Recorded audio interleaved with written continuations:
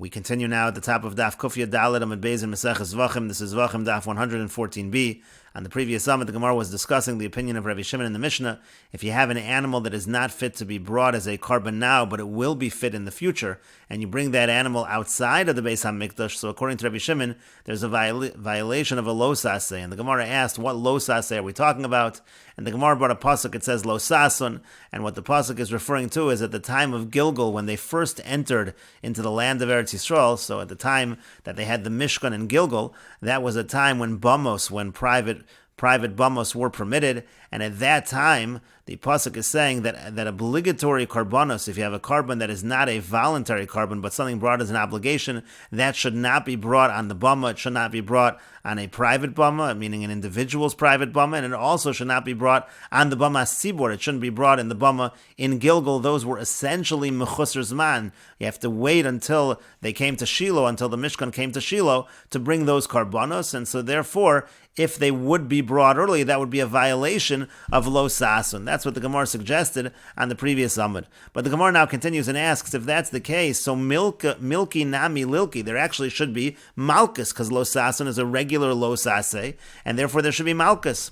And Rashi explains the question, milki nami lilki, hashochet mechusar zman. What it means is, let's say somebody slaughters an animal that is mechusar zman, just in general, not talking about outside of the Beis HaMikdash. Let's say you would have an animal which is mechusar zman, you slaughter, you bring it as a korban. Why would that be that it should be malchus? The Mishkan, the Gilgal, the Bamas Tzibor, because the Mishkan that was actually in Gilgal, which was a Bamas Tzibor, Penimu, that actually is inside the Beis HaMikdash, that's not outside. Shoel Moed Shel Midbar Hayasham, that was the old Moed of the Midbar that was there. The Kamar Achmona Beinami Lo Sasun, and so when the Torah says Lo Sasun, it's going on that case also. It's not only going on slaughtering it outside of the Mishkan, it's going inside as well. And so in general, that should mean that any case of Mechusar Zman should be included in Lo Sasun and should get malchus.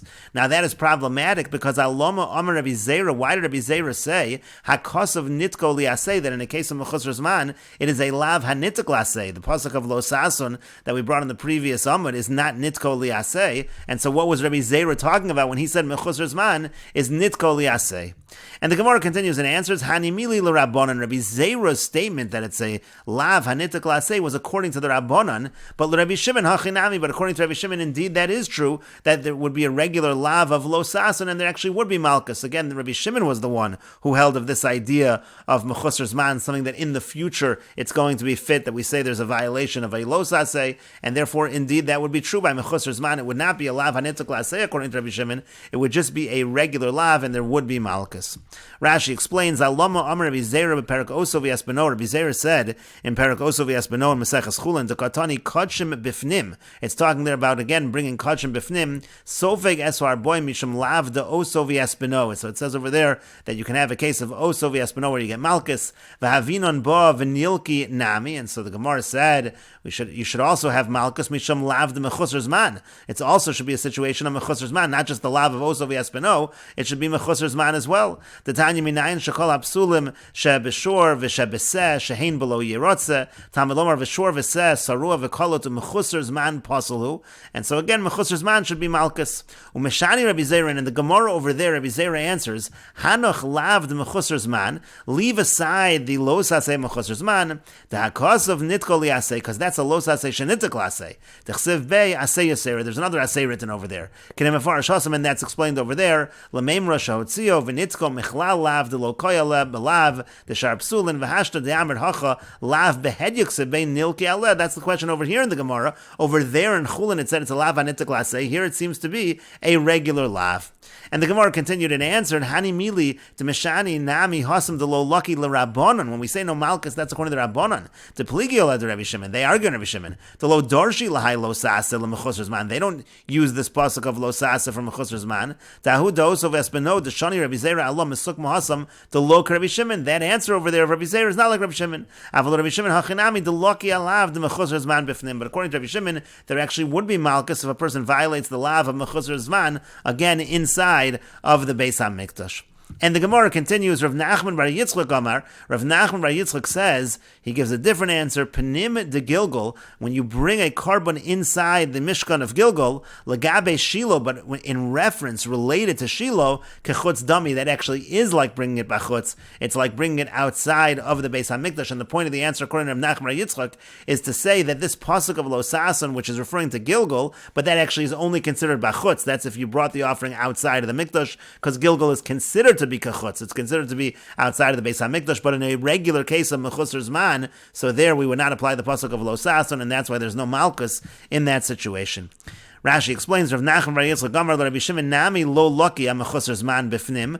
According to Rabbi Shimon also, there will not be malchus. It's not just the Rabbanan. According to Rabbi Shimon also, there will not be malchus and mechusar zman if it's in the mikdash. The Gilgal lagabe Shiloh chutzu lagabe chovas, because Gilgal, as far as obligatory karbonis, is actually considered chutz. It's outside the Beis HaMikdash because it's relative to Shiloh. Hoel deno kasher lakravasu, because that's not a place that's fit to bring the offering.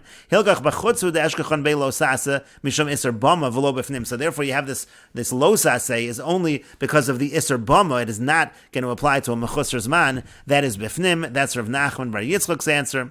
And the Gemara continues, Rabba Omar Rabba says, Taimei de Rabbi Shimon, the reason of Rabbi Shimon, again, that he says that there's a lo saseh, is actually the following. Kedetani, as we learned in a brayso, so Rabbi Shimon Omer, Rabbi Shimon says, Minayin lezoveach pesach bebamas yochid, b'shas isur habamas. How do we know that if somebody slaughters a carbon pesach on a private bama at the time that bamas are forbidden, shehu below saseh, that there's a lo saseh violation in that case? Talmud Lomar, the pasuk says, lo suchal lizboach es ha-pasach. It says, you can't slaughter the Pesach. Now, Yochel af v'shas heter habamos kain. One might think this pasuk applies even in a time when bamos are permitted. Talmud Lomar biachad sha'arecha. It says in one of your gates. Lo amarti loch ela b'shah shekol Yisrael nechnasin b'sha'ar echad. I'm only saying this pasuk to you at a time when all of Klal Yisrael is entering at one gate, and so therefore we're not talking about the time of heter bamos. We're talking about ba'achad sha'arecha, when there's one gate, when bamos are not permitted. Now, emas, now the Gemara says, now when exactly is this talking about? Inema achar chatzos. If we're talking here about slaughtering the carbon pesach on a bamas yachid after chatzos, which is the normal time that a pesach should be brought, so kares nami mechayiv, there would not just be a violation of a lo saseh, it actually should be a violation that carries kares, the penalty of kares. Elolav kodem chatzos, rather it must be, we're talking kodem chatzos. And Rashi explains, B'shas Isra Bamos, this brisa that's talking about the slaughtering of the carbon pesach on a bamas yachid, is talking B'shas Isra Bamos at the time that bamos are prohibited. That's what the brisa says. Kasal Kadaitach. Now initially we think, B'midbar v'shilo beis olamim, that when we say B'shas Isra Bamos, we mean in the midbar, in the wilderness, during the time when the Mishkan was at Shiloh, beis olamim, which is the Beis HaMikdash, that's the Shas Isra Bamos. And again it says that if at that time the pesach is brought B'bamas yachid, so then there's going to be a lo saseh. And the Gemara then said, well, when exactly is this happening that it's being brought on a bamas yachid? If we're talking achar chatzos, if we're talking after chatzos, diyodalid, after midday of the 14th, the mati zimne, which is the proper time, so it's the proper time for Karim Pesach, b'shas isur habamos, and then you're bringing it essentially shchutei chutz outside of the proper place, outside of the Beis HaMikdash, so then kares nami nechayiv, then there should be kares, damiskabel b'fnim, because there it's supposed to be brought inside. This is the time that the Karim Pesach is supposed to be brought. It's a classic case of shchutei chutz, and therefore there would be kares as well for shchutei chutz. And so therefore, it must be we're talking kodem chatzos before chatzos, to have a mechusar zman lishmo, which would be exactly our case. A case of mechusar zman lishmo outside of the Beis HaMikdash, and this is the source for Rabbi Shimon's idea that in such a situation where it's mechusar zman, we're going to say that there is a lo saseh. And the Gemara continues and says, Liolam la'achar chatzos. Really, the brayso over here bringing Rabbi Shimon by zoveach pesach bebamas yachid is actually talking after chatzos. Now, if it's talking after chatzos again, if we're talking about a situation when bamos are not allowed, so that's a regular case of shchutei chutz, there should be kares as well. However, the Gemara says, V'shas heter habamos kai. We're actually talking about during a time when bamos are permitted, and that's why there is no kares. There's just a violation of the lav. Rashi explains, B'shas heter habamos kamar, kimo begilgol v'no v'givon. We're talking about, for example, during the time of Gilgul and Nov and Givon, to hutru bamos yochid la'ola ushlamim. At that time, bamos of an individual, of a private individual, were allowed in terms of bringing ola and shlamim. V'ashmin and Kra, and the pasuk here is teaching the lagabe chovos, that when it comes to an obligatory carbon, iko losase, there is a losase, v'lav mishum mechusar zman, and according to this interpretation, it has nothing to do with mechusar zman, to hachazu hashta b'bama gedola, because right now you could, again, this is talking about la'achar chatzos, you could bring it on the bama gedola, on the communal bama, you'd be able to bring this carbon, and so therefore it is not mechusar zman at all, it is simply a losase, because it's being brought outside of the bama gedola, it's being brought on bamas yachid, which are really only for ola and shlamim. But the Gemara continues and asks, "V'habishas isser habamos kamar." How can we say that this brisa that we just quoted with Rabbi Shimon above is talking about b'shas heter habamos? It says explicitly b'shas isser habamos. So what does that phrase mean? And the Gemara says, what does it mean when it says b'shas isser habamos? Isser bama lo. The prohibition of bama is just for this particular carbon. But heter bama lechaver. But a bama actually is permitted for other kinds of carbonos. That's what the brisa is talking about. And according to this interpretation of the brisa, this would not be the source for the idea again of Rabbi Shimon that mechusar zman has a lav.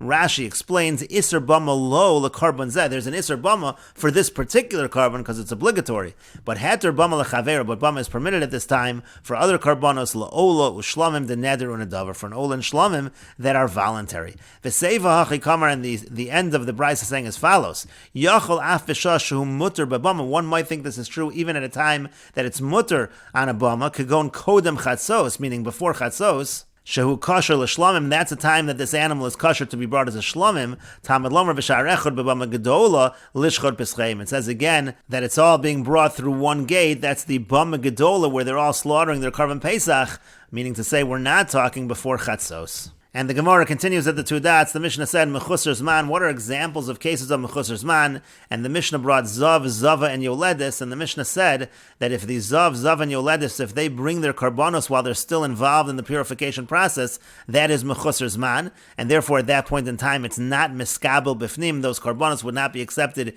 inside of the Beis HaMikdash, and that's why there's no liability in those cases if it's brought outside of the Beis HaMikdash, whereas, let's say they bring an Ola or Shlamim, the Mishnah said, since those could be brought on their behalf in the Beis HaMikdash as donations, so there we would say that is Miskabel Bifnim, and there would be a liability if it's brought outside of the Beis HaMikdash.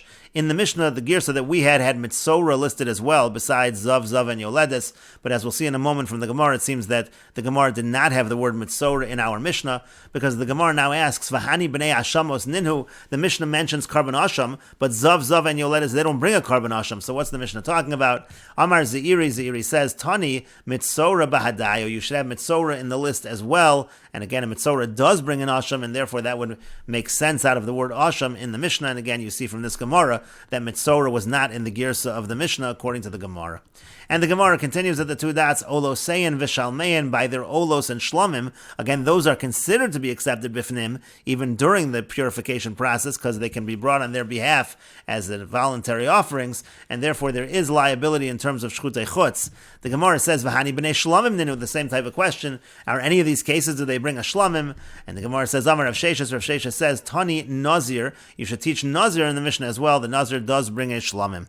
And the Gemara continues and says, the Zeiri Kavua Tanoi, the answer that we gave for Zeiri Mitzora, that the Tanoim actually did establish after that answer was given, they established that into the Mishnah. But the Rav Sheshes lo Kavua Tanoi, but Rav Sheshes is just a regular Chisurei Mechsura, that was not established in the Mishnah by the Tanoim. And Rashi explains the Zeiri Kavua Tanoi, by the Zeiri's approach, meaning to say again to add Mitzora, Kavua Tanoi lemisni b'masnis, and the Tanoim said to put that in the Mishnah, Mitzora behedya, you should put Mitzora explicitly in the Mishnah. But the Rav Sheshes lo Kavua Tanoi, but the Tanoi did not establish the word Nazir in the Mishnah. Umiu anon mishanin la b'Gemara, but nevertheless we do answer that up that way in the Gemara. The Kavinon la b'Gemara hachi kechol chisurei mechsra dahashas, and that's just like any other chisurei mechsra dahashas. And the Gemara continues and says, Amar Rav Chilkiya bar Tuvi, Rav Chilkiah bar Tuvi says, Lo shanu ela lishmo, this is only true lishmo, and this is referring to the Karban Asham. What Rav Chilkiah bar Tuvi is saying is that by the Karban Asham, we say that there's an exemption over there if it's brought outside of the Beis HaMikdash, again, because it's not Meskabel Bifnim, but that's only true if the Asham is brought lishmo for its own sake outside of the Beis HaMikdash, because it would not be accepted Bifnim lishmo. Aval shelo lishmo, but let's say the Karban Asham would be brought outside of the Beis HaMikdash, but not as a Karban Asham, so then Chayiv, actually there would be a liability, Hoel v'roi l'shelo lishmo b'fnim, because a Karban Asham, unlike a Karban Chatas, a Karban Asham, if it's brought shelo lishmo b'fnim, it actually is accepted as a Karban, and therefore, since it would be accepted shelo lishmo b'fnim, if it's brought shelo lishmo b'chutz, there will be liability. The Gemara continues, Yihachi, if so, lishmo nami nechayiv, if it's brought lishmo also, we should say there's liability. Hoel v'roi l'shelo lishmo b'fnim, since it is roi, this animal could be brought b'fnim shelo lishmo, so if it's brought outside of the Beis HaMikdash, we should say that it's considered to be roi, and therefore there should be liability. And the Gemara says to that, boy akira, that's not true, because it's still, in order to be brought b'fnim, it would need to be uprooted from the way you're bringing it right now, and therefore that's not considered to be accepted b'fnim. But the Gemara continues and asks, Maskef la Rav Huna asks on this, V'chiyesh lach dover she'eno kasher lishmo, do you have such a thing that it wouldn't be kasher lishmo, v'kasher shelo lishmo, and it's kasher shelo lishmo? Meaning the Gemara is asking, the idea that a Karban Asham can be brought shelo lishmo is only in a situation where if it would be brought lishmo, it would be kosher. So then if it's brought shelo lishmo, not for its sake, not as the Karban Asham, then it's kosher as well. But you're not going to say that in a case where the Karban Asham can't even be brought for its own sake. Then we wouldn't say it's kosher shelo lishmo. The Gemara says velo, but we don't find any example of that. V'harei, but what about the following example? And Rashi explains, Rav Chilkiah Asham Koy, Rav Chilkiah is going on Karban Asham, as we said, velo achatas, he's not going on chatas. Te'ilu chatas psula shelo lishmo b'fnim, because chatas is a Karban mentioned at the beginning of the Masechet, that the chatas is disqualified if it's brought shelo lishmo b'fnim. Lo shanu de pater b'chutz, again, the Mishnah only said that there's an exemption if it's brought b'chutz by the Karban Asham, ela lishmo, if it's brought lishmo. V'afilu stama, even if it's brought stam, devahai shema enu miskabel achsha b'fnim, because in such a situation, it couldn't be brought that way in the Beis HaMikdash. Again, they're still going through the purification process at this point in time, so it can't be brought lishmo or stama lifnim, and so therefore if it's brought that way b'chutz, we're going to say there's no liability. Aval shelo lishmo, but let's say it's offered outside the mikdash, shelo lishmo, kagon l'shem ola, it's offered as an ola. Uv'shem zehu roi lavo lifnim, now if it would be brought for that sake inside, it should be accepted. T'chol hazvachim shenizbechu shelo lishman ksherin, as we said in the beginning of the Mesechet, all karbonos that are slaughtered not for their sake are kosher, chutz min ha-pesach v'achatos, except for Pesach and Chatos. But the Gemara said, if so, kishachid le lishmo b'chutz nami nechayiv. If that's true, when you slaughter it even lishmo outside the mikdash, we should say liable. The haroi hoya lak or shem zemimenu v'lavo lifnim, because you could take this animal, uproot its name from it, meaning bring it shelo lishmo lifnim, and so it is roi lavo lifnim. The Gemara says no mechusra akira, but that would still be missing an uprooting. V'chol kama delo yakar shem ashamine. If you didn't uproot the name of the asham from it, stame lav lemiyakar kai. We don't assume that it's going to be uprooted. V'lav roihu, so that's not called roy. But the Gemara asks, v'chayesh lach davar sheino kasher lishmo lifnim. Is there such a thing as a carbon that lishmo it's not kosher? V'kasher shelo lishmo, and it is kosher shelo lishmo. Afilo dekaimel on le'el kol hazvachim ksherin shelo lishmo. And even though we said earlier in the beginning of the Masechet that shelo lishmo is kosher, hani mili hecha deksherin lishmo. That's only true if you bring it lishmo would be kosher. Avol mechusar zman bebailem zeh sheino kosher lishmo. But here, where it's mechusar zman by the bailim and it's not kosher lishmo, hecha yuchsher shelo lishmo. How can we say it's kosher shelo lishmo? And we will continue with this discussion in the next video on Daf Kuf Tes Vav Amud Aleph.